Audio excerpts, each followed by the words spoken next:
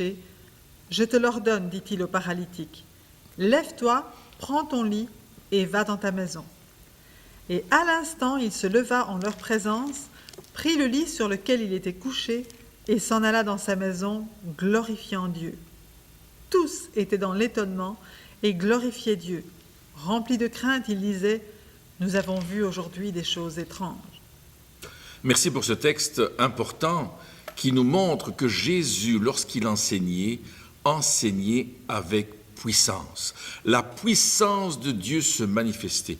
Elle va se manifester maintenant pour vous qui êtes à l'écoute de cette émission. Dieu va toucher votre corps, il va redresser votre colonne vertébrale. Je vois quelqu'un qui a une scoliose. Cette scoliose est terrible dans votre dos. Dieu la redresse maintenant. Je sais qu'il le fait. Il vous touche à ce moment. Il y a une jeune fille qui a de la fièvre. Vous avez une fièvre terrible et vous ne savez pas comment vous en sortir. Mettez votre confiance en Dieu. Il enlève sa fièvre maintenant. Votre fièvre part maintenant. Je vois un bébé qui a un problème de respiration. Vous avez un problème de poumon. Et Dieu est en train de toucher vos poumons maintenant. Alors c'est extraordinaire ce que Dieu fait. Merci Seigneur de le faire maintenant. Alors ce paralytique, il était là, amené par ses amis. Vous pouvez amener quelqu'un à Jésus et demander à Christ de le guérir, n'est-ce pas? Oui, tout à fait. Je crois que c'est important. Il est venu à Jésus, amené par ses 4 copains qui ont tout fait pour le mettre dans la présence de Dieu. Il faut être tenace. Il y a plusieurs récits dans la Bible où les gens ont été tenaces. Ils voulaient absolument toucher Jésus, rencontrer Jésus. Il est dit qu'à certains endroits, ils se jetaient sur Jésus pour être guéris. Il y a une femme avec une perte de sang, elle a tout fait pour atteindre le manteau de Jésus.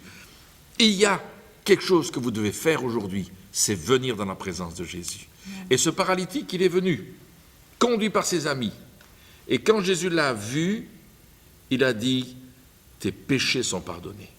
D'abord, il lui a dit l'important, d'être pardonné de nos péchés. Tu peux être pardonné aujourd'hui, toi qui es à l'écoute. Mais il faut faire plus que simplement être pardonné. Il faut faire comme lui. Jésus va lui donner 3 ordres. Il va lui dire, lève-toi. Et l'homme va se lever de son lit. Il est paralytique, couché depuis des années. Peut-être tu es dans ton problème depuis des années, mais Dieu te dit aujourd'hui, lève-toi.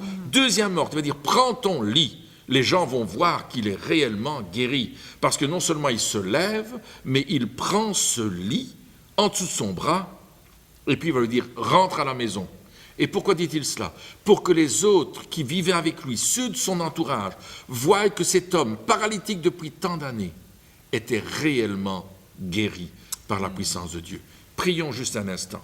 Père, je te prie pour ces amis qui sont à l'écoute et je te demande d'accomplir le miracle aujourd'hui, un miracle créateur, un miracle de délivrance, un miracle de vie, et c'est dans le nom de Jésus que je te prie.